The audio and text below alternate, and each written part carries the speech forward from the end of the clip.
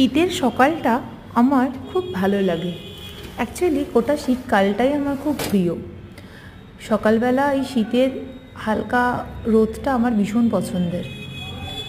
তারপরে জানের কথা শোনো তোমরা, ও পড়াশোনা বাদ দিয়ে এখন ইউটিউব চ্যানেল খুলেছে, সেই নিয়ে ওর সাথে আমার প্রচণ্ড একচোট হয়ে ঝগড়া হয়ে গেছে।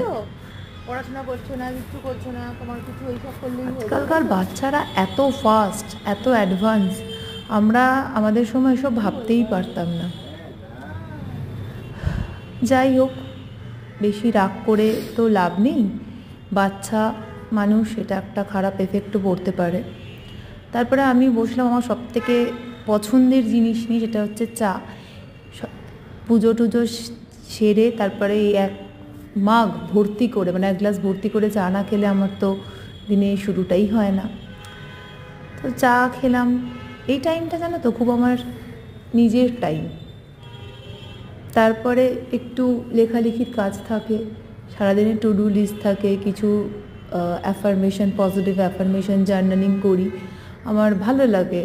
তো সকালে কিছুটা টাইম চেষ্টা করি, সেটা হতে পারে 15 to 20 মিনিটস, বাট নিজের জন্য এইটুকু টাইম অ্যাটলিস্ট এন্ড করতে আমার খুব ভালো লাগে।